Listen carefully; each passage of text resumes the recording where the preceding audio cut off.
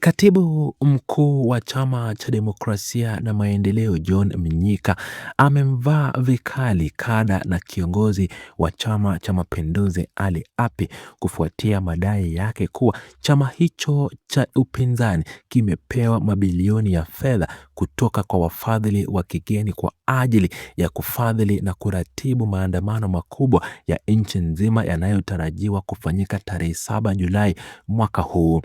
John Mnyika ameeleza kuwa madai hayo yaliyotolewa na kiongozi huyo wa jumuiya ya wazazi ya CCM ni propaganda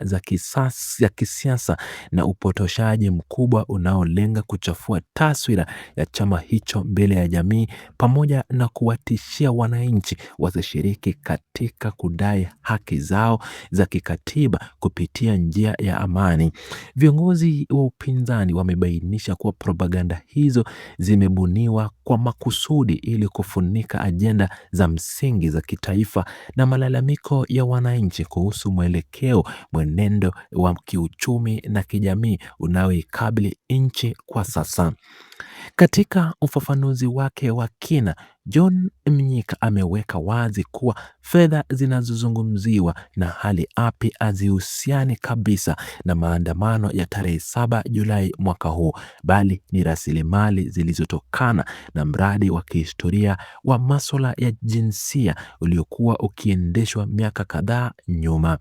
Kiongozi huyo wa upinzani alifafanua kuwa chama hicho kinatekeleza shughuli zake kwa misingi ya usawa na sheria za nchi, na ndiyo maana kikaamua kuweka hadharani ukweli kuhusu rasilimali hizo ili kuondoa mgawanyiko uliotengenezwa na viongozi wa chama tawala. Uongozi wa chama hicho umebainisha kuwa shutuma hizo za uongo zinalenga kuleta taharuki isiyo na msingi na kuonyesha jinsi chama tawala kinavyofia nguvu za umma na uwajibikaji wa kidemokrasia unapoongozwa na vyama vya upinzani nchini. John Mnyika aliongeza kuwa Ali Api anapaswa kuacha kutengeneza hadithi za kubuni na badala yake ajikite katika mujibu na kujibu hoja za msingi zinazohusu matumizi ya rasilimali za umma na uporaji wa mali za nchi unaofanywa na viongozi wa chama chake. Alisisitiza kuwa chama cha upinzani kina utaratibu dhabiti wa kifedha unaogaguliwa kwa mujibu wa sheria na akijawahi kupokea fedha haramu au za siri kutoka nje ya nchi kwa ajili ya kuchochea vurugu au maandamano kama inavyodaiwa na maadui zao wa kisiasa. Ufafanuzi huo umetolewa ili kuwatoa hofu wanachama, wafuasi na Watanzania wote kwa ujumla kuwa chama kiko imara na kinafanya kazi kwa maslahi mapana ya taifa bila kuyumbishwa na kauli za kichochezi kutoka kwa viongozi wa CCM. Mwanasheria mkuu wa chama hicho cha demokrasia na maendeleo ameeleza kuwa zuio la mahakama la siku 309 lililowekwa dhidi ya chama hicho kimesababisha hasara kubwa ya mali, magari na fedha, ikiwemo rasilimali zilizotolewa na wafadhili wa kimataifa. Kufuatia taarifa hizo, uongozi wa chama hicho umetoa maelezo ya nyongeza kwa uwazi ili kufafanua vyanzo vya matumizi ya fedha hizo za kikanda ambazo zililenga utekelezaji wa mradi maalum wa masuala ya jinsia na maendeleo ya wanawake nchini. Mradi huo ulianza miaka kadhaa nyuma, ulikuwa na mkataba rasmi wenye lengo la kuwapatia mafunzo ya uongozi wanawake, kuwaelimisha juu ya masuala ya usawa, kuwakilisha wanawake ama kuwashikilisha wanaume wanaounga mkono harakati hizo, pamoja na kutengeneza sera madhubuti zinazohusu ustawi wa jinsia. Wakitazama athari za kisheria zilizojitokeza mahakama ilipoweka zuio hilo, baadhi ya fedha za mradi zilikuwa zimeshaingia na nyingine zikaendelea kuingia kwenye akaunti ya chama kulingana na makubaliano ya mkataba huo wa muda mrefu uliokuwa ukielekea ukomo wake. Ilipofika mwezi Disemba, kipindi ambacho mradi huo ulifikia mwisho wake rasmi, serikali ya nchi mfadhili ilitaka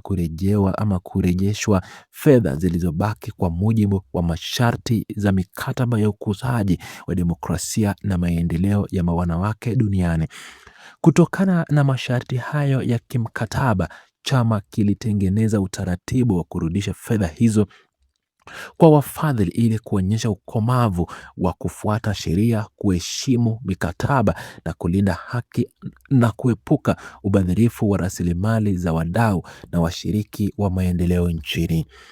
Hasara hiyo ya kifedha haikuathiri chama pekee, bali iliguza pia jumuiya ya wanawake ya chama hicho pamoja na wanawake wote wa Tanzania bara na Tanzania Zanzibari ambao wangepata mafunzo hayo muhimu katika ngazi ya wilaya na majimbo. Kama fedha hizo zingetumiwa kama ilivyopangwa, gharama za uendeshaji wa mafunzo hayo mitaani zingenufaisha uchumi wa wananchi na maeneo mbalimbali, lakini zimepotea kutokana na njama zilizohusisha ofisi za msajili wa vyama vya siasa na baadhi ya watu serikalini waliotumika kukwaza shughuli hizo. Uongozi wa Chama cha Demokrasia na Maendeleo umeweka wazi kuwa fedha hizo za kihistoria asihusiani kabisa na mipango ya maandamano inayotarajiwa kufanyika tarehe 7 Julai, licha ya kuwepo kwa upotoshaji na propaganda zilizotolewa na kiongozi wa Chama cha Mapinduzi Ali Api. Ushirikiano wa kimataifa na uwepo wa miradi ya mafunzo pamoja na ujenzi wa vyama ni utaratibu wa kawaida kabisa wa kidemokrasia unaotumiwa na vyama vyote vya siasa duniani kote, ikiwemo Chama cha Mapinduzi. Mapato ya chama hicho cha upinzani yanajumuisha 35% ya ruzuku ya serikali, huku 15% iliyobaki ikitokana na mchanganyiko wa ada za wanachama, michanganyo ya hiari na fedha za nje kutoka kwa wadau ambazo asifiki hata 2% za gharama zote za uendeshaji. Chama cha Mapinduzi kimetakiwa kuweka wazi mabilioni ya fedha inayopata kutoka kwa vyama marafiki na taasisi za kimataifa za magharibi na mashariki, ikiwemo mikataba yaliyoingia kwa ajili ya kupata misaada hiyo na uendeshaji wa shughuli zao za kikatiba. Uongozi wa upinzani umeitaka serikali kueleza kiasi cha fedha za nje zilizotumika kujenga ukumbi wa mikutano ya Jakaya Kikwete uliopo Dodoma, pamoja na masharti ya mikataba yaliyowekwa na wafadhili wa jengo hilo la kihistoria. Vilevile, chama tawala kimetakiwa kuweka wazi mabilioni ya fedha yaliyotolewa kutoka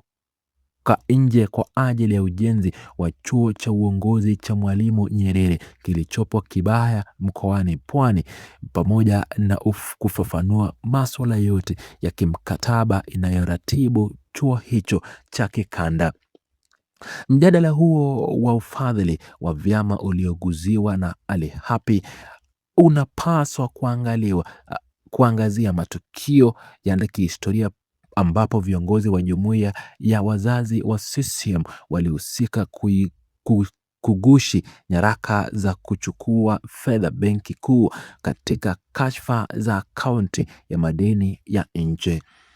Matukio hayo ya ubadhirifu wa kifedha yalielezwa pia katika kitabu cha Rais mstaafu Benjamin Mkapa, ambaye alionyesha kusikitishwa na namna ilivyodanganywa na wenzake kuwa fedha hizo zilikuwa kwa ajili ya chama, kumbe zilikuwa kwa manufaa ya watu binafsi. Kiongozi huyo wa jumuiya ya wazazi ameitakiwa kueleza ukweli kuhusu wamiliki na waliokula mabilioni ya fedha kupitia kampuni ya Kadonda Agriculture Limited iliyochukua shilingi bilioni 40 kutoka Benki Kuu ya Tanzania. Kadhalika, kimetajwa uwepo wa kampuni ya Deep Green iliyochukua kiasi cha shilingi bilioni 10 kutoka kwa Benki Kuu kwa ajili ya shughuli zenye uhusiano wa karibu na maslahi ya chama tawala.